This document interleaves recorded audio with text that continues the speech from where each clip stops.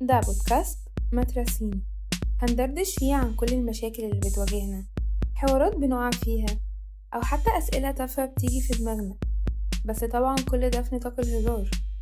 بقولك ايه، مترسيني، يلا نبدأ. أهلا بيكم في أول حلقة من حلقات بودكاست مترسيني.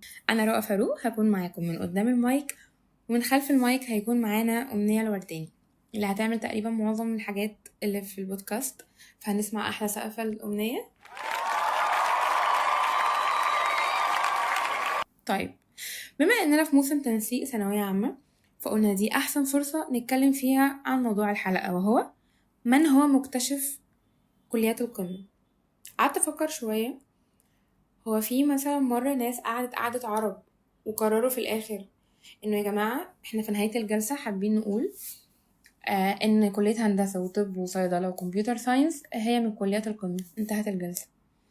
ولا في مكتشف جه سنة 1940 وقال أنا عملت بعض الأبحاث والتجارب وتوصلت إلى كليات القمة هتكون هندسة وطب وصيدلة.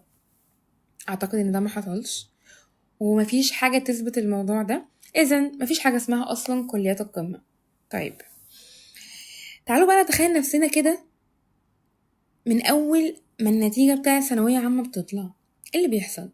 مبدئيا انت أول ما بتسمع إن شاء فعل تحس كده بأجواء عزا، مع ان دي نتيجة عادي. يعني انا عايش يا جماعة، في ايه، انا كويس، ما تخضونيش على نفسي.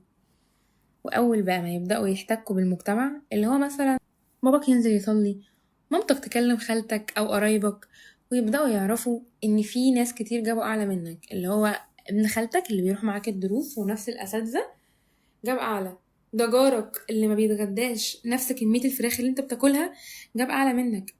طب انتوا ليه يا جماعة بتصدموا في اليوم ده ان الناس كلها مش زي بعض؟ طب ما طبيعي يجيب اعلى مني او اقل مني، احنا مش زي بعض. وبعدين بتقارنوني ليه؟ طب ما انا ممكن اقارنكم بعائلات تانية ومش هنخلص بقى من الحوار. طيب، جالك بقى الكلية اللي هي اصلا بتيجي بطريقة عشوائية بحت على حسب التوزيع الجغرافي بتاعك، مش على حسب اي حاجة تاني في الحياة. تمام، اول حاجة اهلك هيقولوها لك، طب خلاص احنا هنرضى بالكلية دي، بس على الاقل تبقى معيد. يا جماعة ازاي؟ انا اصلا مش طايق نفسي ومش طايق الكلية وبفكر اصلا اوقف تعليم لحد كده. لا معلش، تبقى معيد وتبقى دكتور وتحاول ترفع البرستيج اللي انت نزلته. طب يا عم، مال برستيجكو بالكلية بتاعتي هو كده. تمام، هنحاول نعدي الفترة دي، وهم ان شاء الله اول ما يسمعوا مصاريف الكلية هيسحلوا فيها. نيجي بقى ليك انت بيفهموك ان ثانوية عامة دي هي السنة اللي بتغير مصير حياتك. والجامعة أسهل حاجة ممكن تتخيلها في الدنيا. انت بس هتخش الجامعة، هتسيب نفسك والمية هترفعك. وطبعا ده ما بيحصلش. ليه؟ لأن ثانوية عامة يا جماعة أقسم بالله سنة زي أي سنة. بجد هي أنا شايفة إن هي سنة عبيطة جدا. هما بس بيضيفوا لها توتر وتعب أعصاب وضغط بس. أما الجامعة بالعكس، دي اللي انت محتاج فيها انك تقف وقفة مع نفسك تغير من ايه؟ تغير من طريقة مذاكرتك، لان طبيعي الطريقه نفسها او السيستم نفسه مختلف. الدكاتره مش زي المدرسين، كل دكتور بيحط بدماغه، مفيش مثلا نموذج بيمشوا عليه. فطبيعي ان انت في الجامعه يعني هتتغير، مش ثانويه عامه اللي انت طلعت فيها طاقتك النفسيه والجسديه. تمام، هتخش الجامعه هتبقى طبعا تايه، هتبقى سمكه تايهه في الحرم الجامعي. ده لان من الاول محدش فهمك هتعمل ايه. فاول سنه هتعدي وانت لسه بتذاكر بنفس الطريقه بتاعه ثانويه عامه، فبالتالي هتحس ان في حاجه غلط.